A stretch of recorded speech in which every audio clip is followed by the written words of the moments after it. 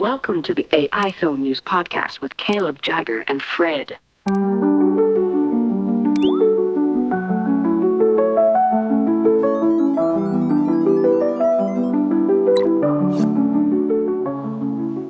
Hey everyone, my name is Jagger. I research the Curious Refuge web show that we produce every Friday on Curious Refuge's YouTube channel.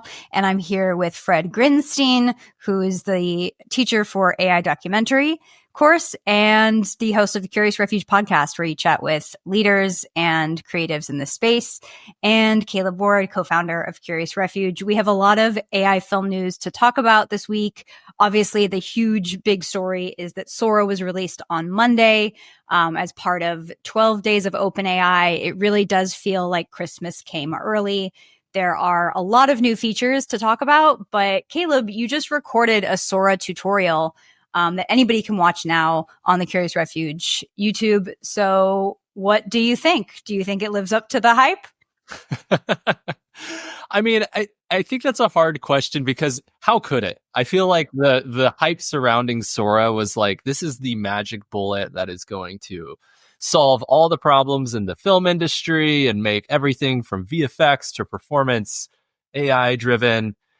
And the truth is, it's, in my opinion, it is the most intelligent AI video tool that currently exists as of December 12th. This is probably going out on December 13th, 2024.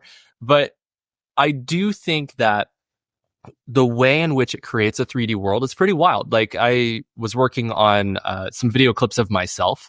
I did some face transfer onto this Western scene. And it's really funny with Sora, which makes it very similar to Kling and other tools, where you input the first frame, but then it decides it doesn't want to use that frame, and it will just cut to other shots in the scene. But the interesting thing with Sora is it creates that 3D world, and that character will be consistent from shot to shot. So I could upload a video of me as a cowboy, and it would basically create a 3D world with me as that cowboy walking around my ranch. And I didn't even prompt for any of that stuff. So it's this weird place where it's both a video generator and also this world generator that's going to play into video games soon. So it's just this wild tool that's unlike any other video tool. I feel like one pattern I'm seeing is that people seem to think text to video, which is bizarrely so last on a lot of people's minds who are really been in the precision game for a while, that's almost the prettiest stuff and the most interesting stuff, versus I think some people seem to be frustrated with the degree of precision they've gotten used to with other tools when they do bring in a Mid-Journey image. But what's been your experience on that kind of fork? Yeah, I definitely agree that it seems like if you do image to video, it will change it just a little bit. And like I said, sometimes it will start with your frame for 5 frames and then just cut to something completely different. It seems like that's what Sora prefers. It wants to do its own thing, which is kind of funny. And text to video, I think the physics are better.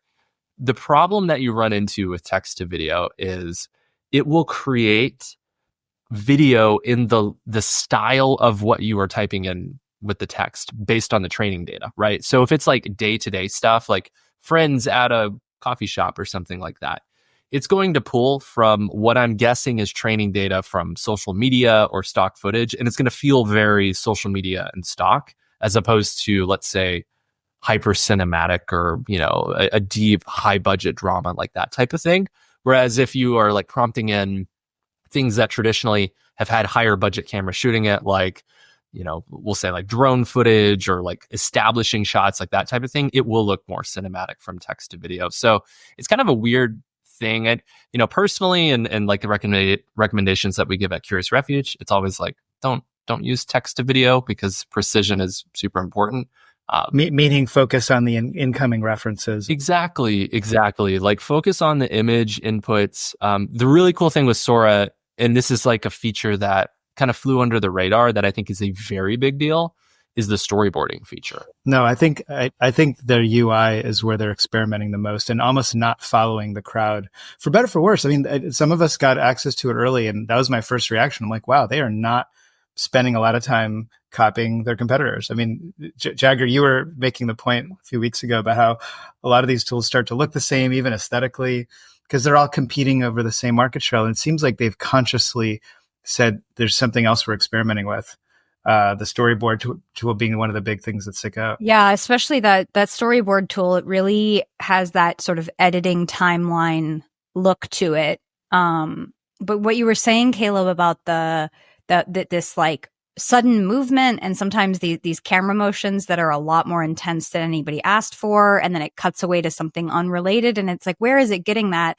I'm curious why both of you think that occurs. It's something I've noticed in Runway Gen 3 as well, but where I don't see it is with Minimax or Kling so much. So I'm curious why the Chinese video generators, I know that the training data is of course very different, but this kind of ability to hold steady in the same image, right? Especially with Minimax. That's one of my favorite image to video generators right now, and text to video. So why do you both think that that Kling and Minimax can sort of hold a certain look, and Runway and Sora add all this big movement? I think that it comes down to the tech empowering their algorithm. So I know that Runway has been really big into their like generative world models. Like they're trying to build AI systems that understand larger complexities in the world and can create both data-driven and like 3D understandings and mappings of the world, and how that plays into AR and that whole, new era is an entirely different conversation. And I think that OpenAI Sora, like if you look at the paper they released last February or January, whenever Sora came out for the first time, it was talking about like, this is creating a 3D model of the world. And it's essentially like this AI system that's some sort of hybrid of both like a 3D model and a video generator. So I think that Runway and Sora are very similar in that regard.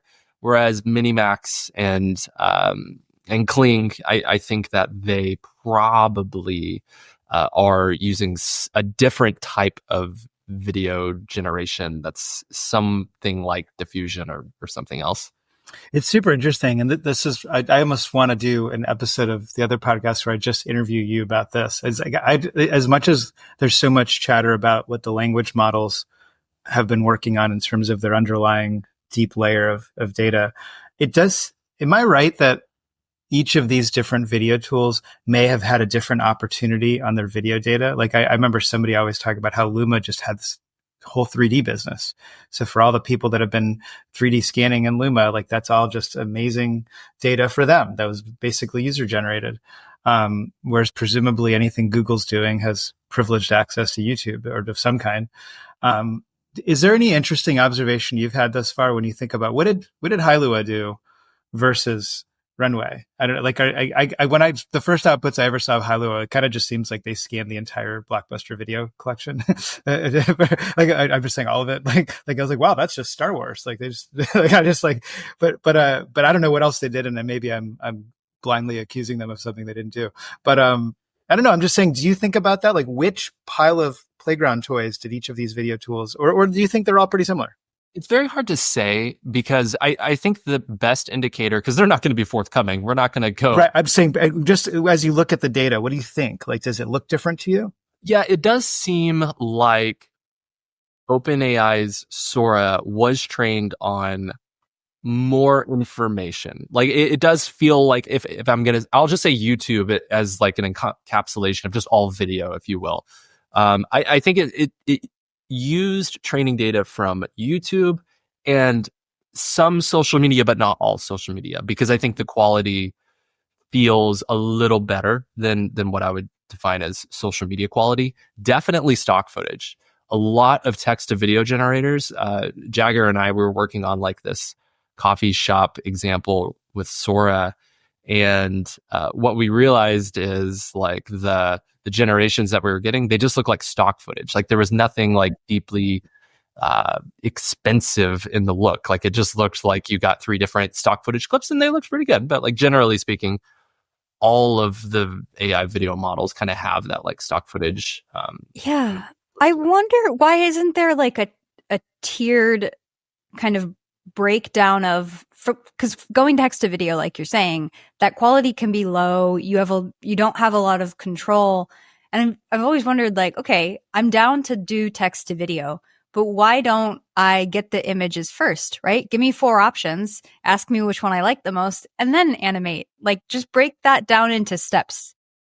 I think that's brilliant. That's what Runway does with, or they used to do with Gen 1, where they would give you like 4 different options before you actually like do the render. I think that saves a lot of power. I like, it seems like that's a no-brainer for the systems, because they're going to save a lot of computational power. People will be able to create more with their tools. Like that's a win-win. It's better for the environment. I don't know why we don't do that, frankly. Yeah, because why waste the energy of going to video if it's like, well, I don't even like the composition of the image that you started with. So it's interesting. I to the text thing, I think I read today on LinkedIn that Dave Clark posted something, and he's like, and my Sora prompts are 4 to 6 paragraphs long. And I'm like, oh, okay. I read that. Well, he said they ranged. He's like, I've played with like everything from just 1 sentence to like 4 paragraphs. And I mean, I'm just like, that's a high school paper that you just wrote, and for each. But obviously, it's working for him. So I guess like one thing that when I was in the alpha group with them that I think is still true, correct me if I'm wrong, is I remember asking, does it matter if I up-res my incoming image? Like normally before you render video, you want as much information in there. And I think they told me it doesn't. I remember talking to the devs like that, which is, again, they're just doing things a little bit differently. That it's just saying, okay, as far as the image to video piece, currently they're still just going to kind of do their thing versus rely on the have you heard that as well? Or have you noticed that? I haven't personally heard that, but that does make sense. I guess it probably is still good practice to bring in an asset that's as high res as possible, just so that 3D world that it generates is as accurate to the character. You would think. I remember the devs literally said, don't worry about it. Like, don't add that to your workflow. Again, maybe that's changed. That was like about a month ago. But I follow your best practices on this, Caleb. I agree. That's so funny. And it's also really interesting about a lot of these tools is the devs are curious from the artist to learn how to use the tool to the best of their ability. And that's something that's so interesting with AI versus traditional software. Like, traditional software is like, the devs created this thing, they want feedback from users, but like, generally speaking, it's operating in the parameters that they dictated, like whenever they defined the code, right? With AI, it's like all this training data goes into this bucket. They're setting up these features and they're like, let's see what happens. Can you guys tell us what's happening? We're not entirely sure. And I think that like, that's what's really cool about us being in this community is like, we're all figuring out best practices. Like, we're going to Dave and like, hey, like, what are some best practices that you use to generate, because it's awesome. And we actually at Curious Refuge this last week, we put together a Sora prompting guide for people. And we basically took all of the best videos that were generated with Sora, analyzed their prompts, and found commonalities so that you can actually just have like a PDF guide to help you in the process of. Where did you post that so we can point people to it? Is that on all socials? Yeah, it's on our website. It's on social media, and we'll put a link below this video. Super valuable. I mean, the thing that strikes me is that, like, we always bring it back to whether it compares to Runway, but none of these other competitors have this thing called OpenAI that they're actually a part of. And the fact that this is just one of 12 days of shipments, like the context that this moment is in, it to me is the zoom out. And then it's like, what is the ecosystem that you, the user, are in theory starting to tap into? I'm researching it because I thought I read this, so I will reserve the right to be told I'm wrong about this. But I'm pretty sure O1 Pro, which is the other to another side of the universe, a big moment this week with that reasoning model. I think it's pushing towards multimodal analysis. And minimally, you're going to start putting images in the way that you can do with 4.0. But like, if you start connecting these Lego blocks, like what we've gotten used to with the writing process over here with ChatGPT, to add that directly to the video generation process, to immediately, a lot of us have already done that, where we kind of create a custom GPT to story develop and then eventually build a script over here. To have those two things next to each other, but then this idea that the same way it can analyze Ernest Hemingway and tell you how you too can borrow his turns of phrase, for better, for worse, and I think this is probably a controversial topic, you two can also understand what visual storytelling is. It's not even what words, verbs, and adjectives do together. It's what chiaroscuro lighting set against slow motion with a cameo lit actor. What does that mean narratively? And that becomes a language that you can now prompt the thing right next to you.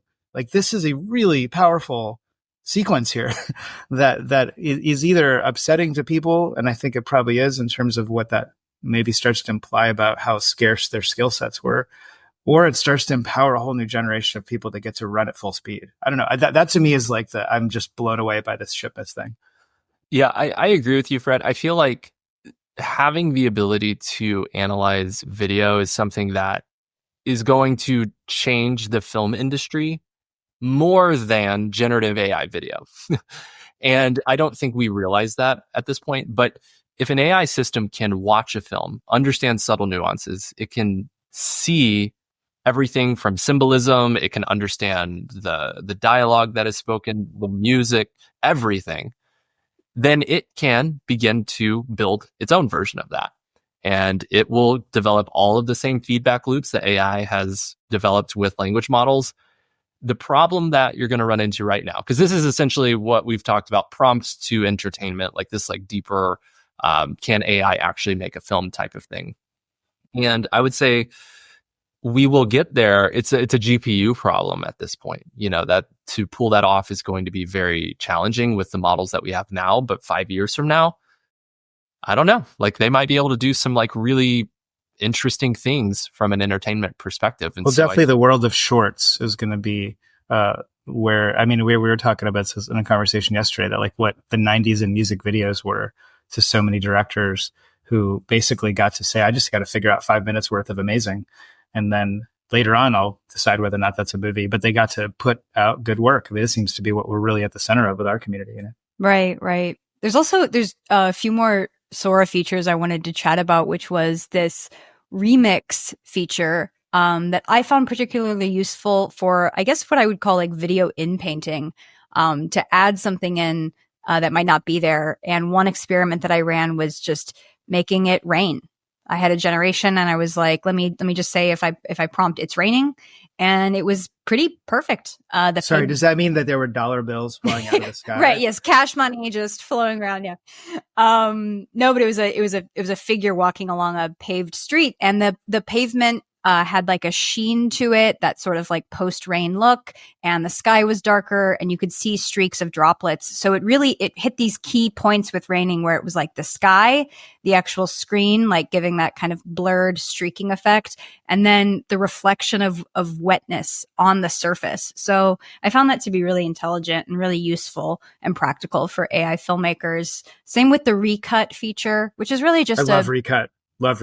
Which is it's a faster version of what I used to do, which is download a generation and then like trim the last half second where it gets weird at the end. But I think that shows. I'd be curious for someone from the team to explain where that came from, because that's such a user note of like, I really like all this over here. Can I lose the spastic thing over here? And that's just like, yeah. And then I want to work off that and I want to loop that. It's just I got to believe that was part of an exchange with artists that were using the tool. Right. But when we get to the video understanding that you were both just speaking about, and we merge I think about video understanding for AI filmmakers. Like, how can I get to a point where I'm automating, like either I have an AI agent that's running image generation for me that's kind of like understands the visual world of something I've created, visual storytelling too, and makes more like okay, watch this rough cut of a trailer I made, and then make suggestions or add in a bigger, broader storyboard for the whole idea. Like that, I think mixing the video understanding and analysis with this technology, that's what I'm really excited for. It's wild. And then I think to go off, and maybe this goes back to your GPU point, Caleb, but the other thing, like if everything is language, like if ultimately, and I don't mean words, but if everything is some form of communication between two things, the other thing that's so precious, and I think still a big deal for where Hollywood has got a lot of runway, is performances, actors, why everybody loves Timothée Chalamet and this versus somebody who isn't him. But what if, the same machine that's really good at generating human faces is able to actually understand what is so good about his face and what he's doing with it. and what happens in a close up, that he can sort of emote something and make you cry or feel just because he's standing there in a way that's what great actors do. I mean, that again, I don't think this is exciting subject matter for some part of the population, but that is technically possible when we're starting to talk about what is it doing when it's analyzing the content, you know? Yeah. I agree. I think human performance is one of those things that AI systems, they already are able to pick up on nonverbal communication in ways that we can't fully define.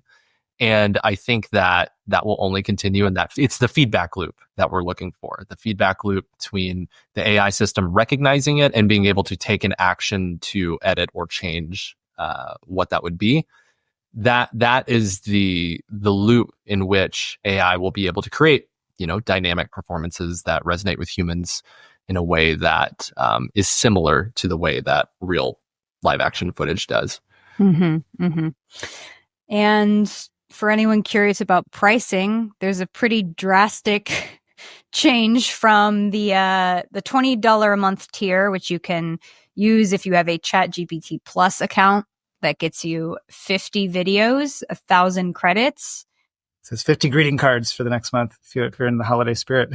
Yeah, this really seems like just enough if you just like to play with it. If you want to see what Sora is capable of, that tier you're going to have plenty of fun. But if you want to use Sora professionally or make it your primary video generator, this $200 a month plan, which would come with the ChatGPT Pro plan, you have unlimited generations, and you can download videos without watermarks, which would be necessary for any commercial use of any kind. And I think, what's the CNBC on that? I almost think this is a different story. Like, to pick a price point is different from making something cool. That is some sharp elbows. Yeah. In my opinion, to throw around a $200. Like, it certainly tells one crowd of bedroom filmmakers, like, this might not be the droid you're looking for. And it tells one part of the crowd, like, maybe this is the investment you're looking to make. Like, maybe instead of having 10 tools, you're really just going to make this one investment. It's a statement of a price point. But I think it's going to be a low price point against Adobe's. That's my prediction, is that when we get Adobe's video, but that's going to come with a whole bundle, feature of tool. That's a suite, which Sora is somewhat of a suite. That's what the storyboard feature and editing tool make it kind of look like. But yeah, it's a bit of a high price point. I totally agree. Like $200 a month, like, that is out of range for most independent artists. Like, it's hard to find $200 extra to spend on digital tools. Like the Creative Cloud, which I believe is like $75 a month. Like, that's already a stretch for a lot of artists. And when you factor in all of the other tools that you may be using, like, you're getting up there. I think the comparable price point might be like, if you finance an indie filmmaking camera, how much would that be per month? If is it a $3,000 to $4,000 camera with some lenses? Okay, you actually might be close to about $200 a month in like your financing costs and things like that. So it's not uncommon, I think, for artists to have to pay to have access to the tools they need to tell their story. But this is definitely getting up there. I also think that the price point at $200 a month, like, that really, if any AI tool comes out with a price point, you have to assume that they're still losing money at that price point, because they're not public companies yet. They are trying to scale up as many users as possible. So I would be willing to bet that if someone really is using their 500 videos per month and, using the unlimited plan, OpenAI is probably losing money with the power and the resources required to like perform that task. And that's going to be very challenging for Adobe to compete with, because Adobe has to make money. They're a public company. And so they have to price it at a point where they can compete. And that will always be a rub, because, OpenAI. $195. Yeah, exactly. Exactly. And it's like, is it going to be better? It's probably not going to be better than Sora. At least the videos that I've seen from Adobe up to this point have just not been very good. Well, and the high price points are prohibitive for us, because I think in the AI filmmaking community, combining tools, hustling between them, combining them in interesting ways. Like that's the way to go. There's just not a one-stop shop. And I don't think we want that, right? Because pulling things together and kind of creating your own workflow is not only the joy of some of this work, but that's where you get innovation. That's where you get new ideas.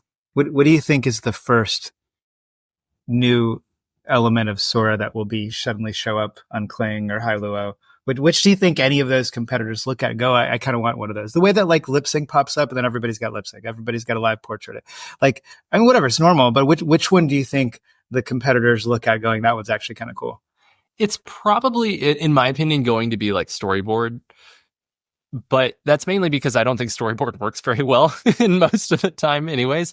And so I think it's easy for Luma or Runway just be like, oh yeah, you can just prompt in at the 4-second mark and say like he picks up a fork and then generate 20 times, and that never really happens.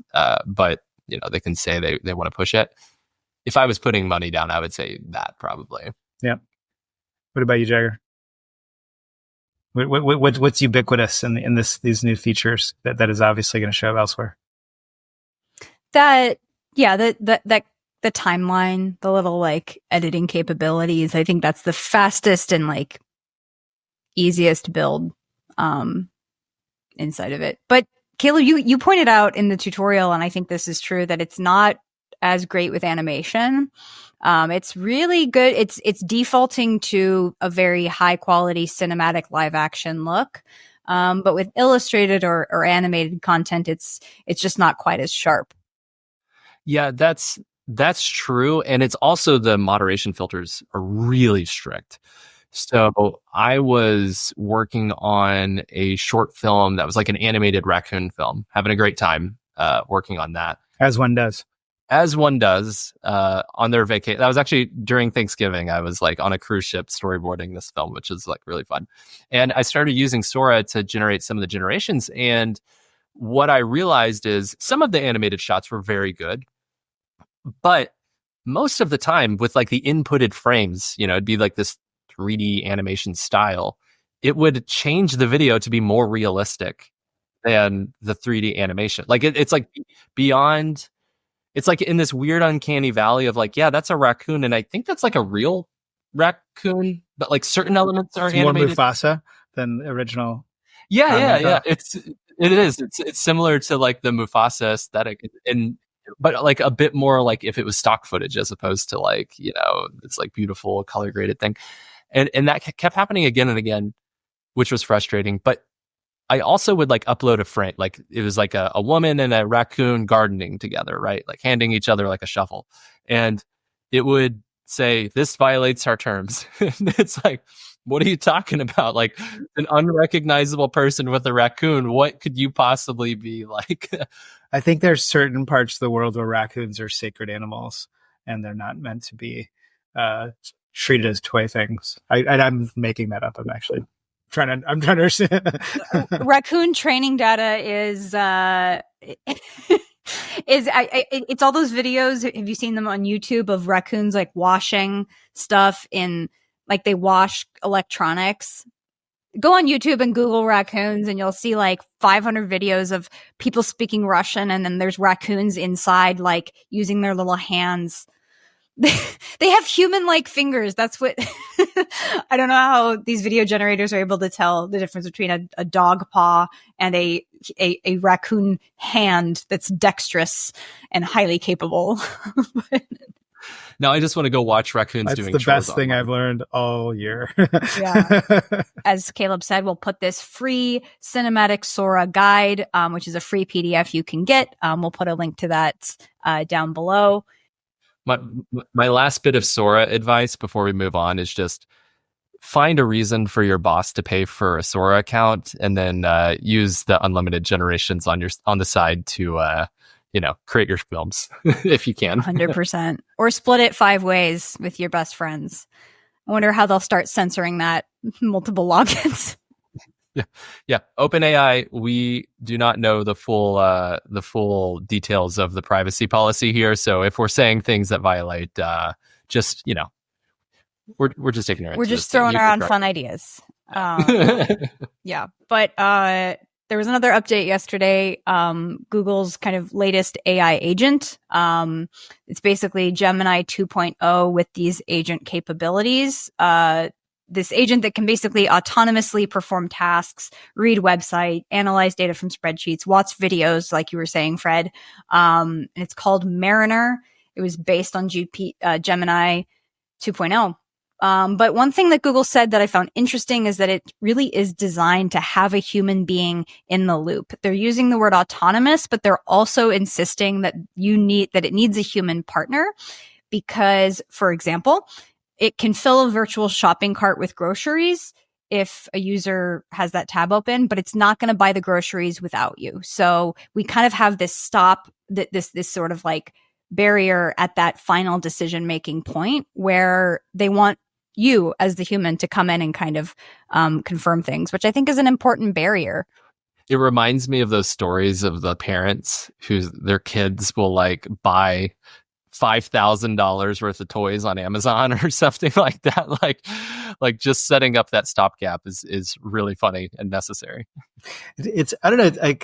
It's interesting to think about where we're all going to be even this time next year, because like at some point, you know, these things will find their places in the market, and I'm curious where Google lands of because it sounds like I've heard nothing but hype about this announcement of just like they're finally here. Everybody thought Google was sleeping, but they're not, and they've awoken. I don't know, maybe they've just got really good PR, but like it does seem like at some point they're going to have a viable, exciting thing, and I'm curious where it fits. And when I think about that, like they're running towards the agent thing, as everybody will be. That'll probably be the most, populated news stream for the next few months.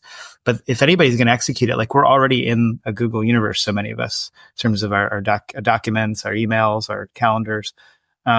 It's to imagine where that agent landscape is going to probably thrive for a really big population. I mean, I know Microsoft has got plenty of people too, but I don't know. It's interesting. And I just, as we all look for metaphors for like, what is this AI thing? I'm increasingly starting to think of it like a car. Like a car, we fully take for granted. It does a lot of things for us, but yeah, you still have to put the gas, you turn the wheel, and actually these days even less so. I'm just saying, I think this is starting to become this new like powerful extension of your place in the world that travels you to places, interacts with experiences. I don't know. I like this. It's like my Knight Rider. If I can go back to Gen X land for a second. I like this AI. It's also, there's an interesting detail that this was built as an extension of Chrome, but the Justice Department is like currently asking a federal judge to force Google to sell Chrome. So I just thought that timing was really interesting, that there was this landmark ruling that the search engine is Google is basically a monopoly. So right as that's occurring kind of on their legal end, they're coming out with these really incredible new tools. It'll be interesting if they have to kind of detach it from Chrome or pivot there. Yeah, it's very interesting, especially the monopoly news, because it feels like they're about 5 years too late to stay, or maybe 15, 20 yeah, years. I was going to say 20 years. Because, Google's search is already less relevant today than it was a year ago. Not only because the user experience is just terrible, but because people are just increasingly going to AI systems for answers, and they're avoiding Google entirely. And like, it's funny because my early career was creating utility content for filmmakers and video editors that could essentially, like, I was like a version of ChatGPT, if you will, creating articles and resources to help answer questions that people had. And through content, like that whole experience, like huge like SEO ecosystems were developed to service and to help businesses thrive like in that Google search world. But that's no longer the case. Like AI systems are going to solve problems in the background for us, and they will answer questions for us and give recommendations to make our lives better. And all of those things are going to be happening. So I think this is a good first step. I do think that this is an overhyped product specifically by itself. And the reason why is you have to have your computer actively up and running for this tool to work. It doesn't run in the background.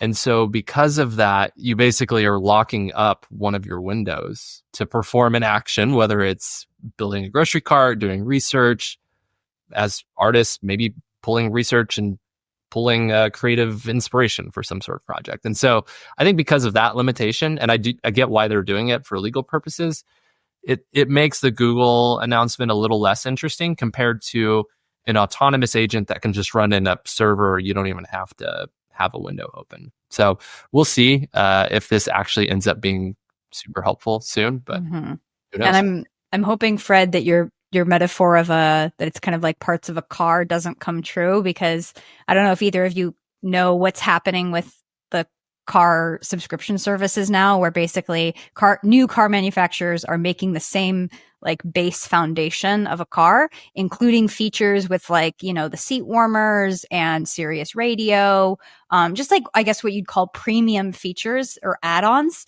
And now that is becoming part of a bundled subscription service that they can turn on if you're paying for it, but they turn it off if you're not. So I don't know if I'm picturing future AI. As in, like, it turns off your car? Well, you can't have the seat warmers if you're not paying for the seat warmers, even though it's built into the car and the car is capable of it.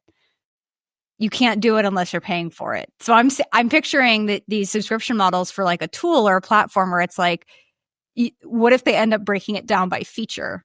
And then it's like, oh, you also want this editing. Oh, you want this part. And then you just can't. I mean, have you tried to book a flight recently? Not without a VPN.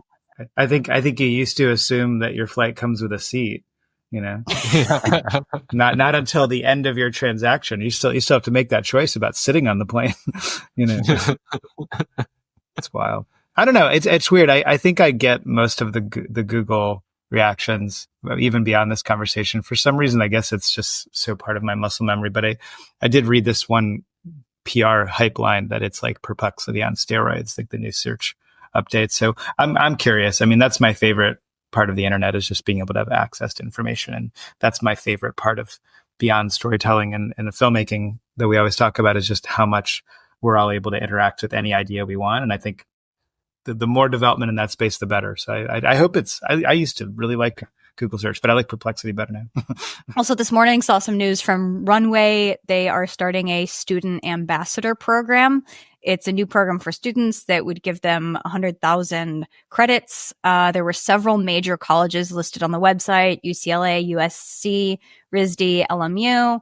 And this is really interesting from the education point of view. And I'm curious what both of you think of how else can we expect to see AI curriculum making its way into accredited arts programs?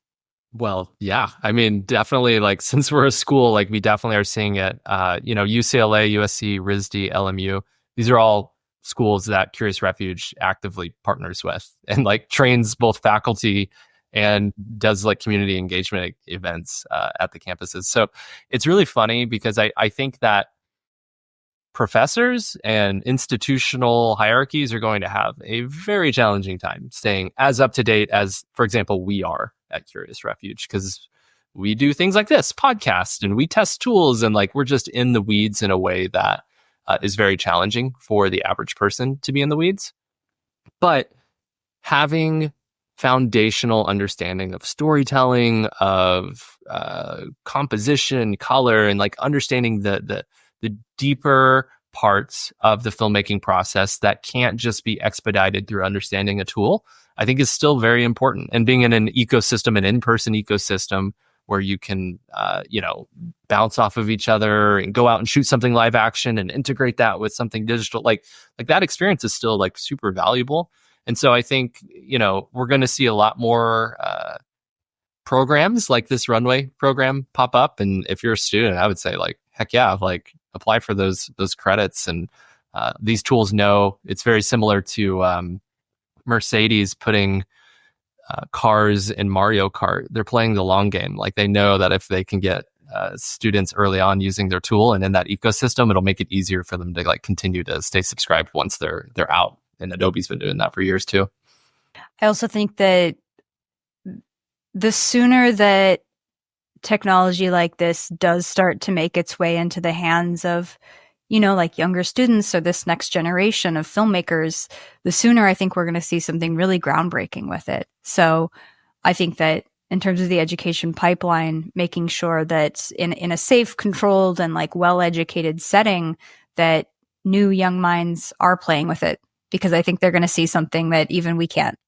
I agree. And I really like supporting students because in many ways, they don't have anything to lose. I think professionally, like in Hollywood, for example, with the AI adoption and just the revolution that's been happening, a lot of people were very hesitant to push into the possibilities because of what their boss thinks or their colleagues or things like that. But students like are used to trying new things and used to like whether it's like making their parents angry or just being countercultural in some way, like it's just baked into the DNA of being a student. And I think that they're going to create some pretty incredible things. And I think that it's going to open up a lot of opportunities because they're going to be able to explore these rabbit holes faster. They don't have to ask permission. They just make it and see what's possible. And so it's very exciting. And I'm excited to see what these students are able to create.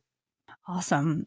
Well, something you shared this morning, Caleb, is there is this new auto dubbing feature available to channels on YouTube that are informational.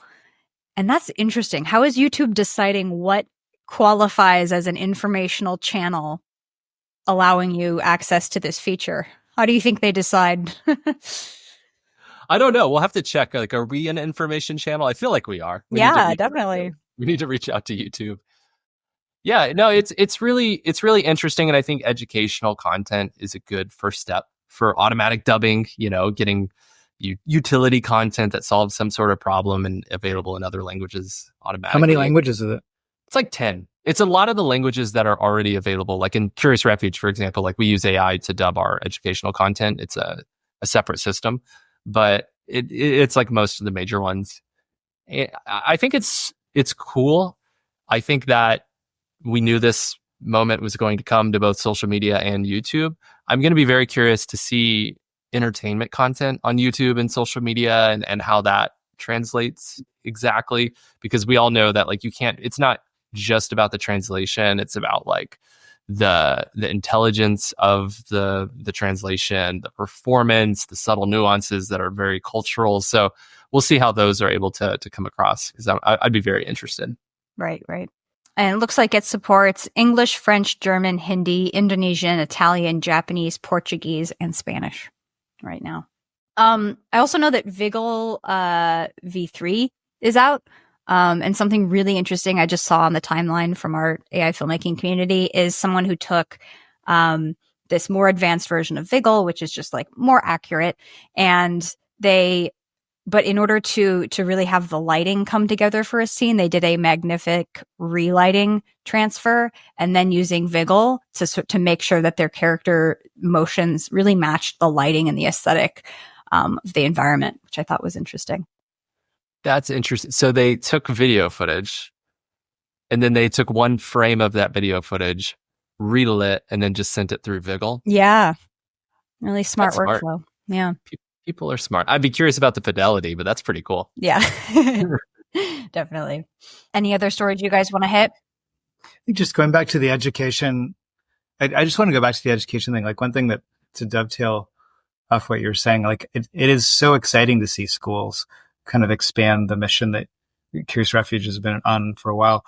Because like I think part of the context of all this is the way that the creative process needs a safe space, and in some ways every production company we've ever worked for, or there's always this development room, and that's sort of, some people like that's the fun job because you kind of get to throw around bad ideas until a good one comes out.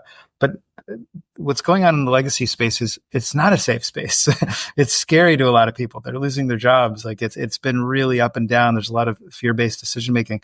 So I think like it's really exciting to see all these studio narratives coming out, and then maybe they're also capitalized enough to create that safe space again. But what's better than like a semester of just you and your homies at school that they just get to say, what else can this stuff do? And then hopefully have a professor that's there stoking your efforts.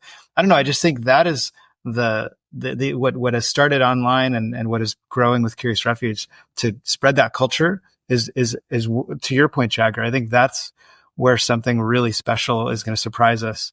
Like I just saw this amazing post today of this guy that just sees like, wow, kids videos are going to be so much fun because now this whole like video to video style transfer thing of like, he just turned himself into Gandalf, just like hanging out in this couch. To think that like kids in their imagination is now that close to what's capable of. I just think that's where this education thing, while it sounds like a public good and it sounds like, valuable and, it's all these like words like learning, it's also awesome. Like this is like where the creativity thrives. And I think it's what other countries that have more publicly funded arts communities get to thrive even more so when they aren't so married to commerce, which I think is sort of the challenge that Hollywood's going through, is that right now creativity is married to a tough commercial situation. So I'm stoked about that. And I'm glad to hear it, and good for Runway. I mean, it sounds like a good move for them. Well, thank you everyone for listening. Thank you, Fred and Caleb. If you enjoy hearing us chat about the AI film news, subscribe and sign up for the Curious Refuge newsletter. We create new videos every Friday covering all of the AI film news of the week. And Fred hosts the Curious Refuge podcast, talking to different leaders, creatives in the space. I believe you just recorded an episode with Chris Regina from TCL and some directors that were part of their AI accelerator program. So I look forward to hearing that one. And everyone have an awesome rest of your week.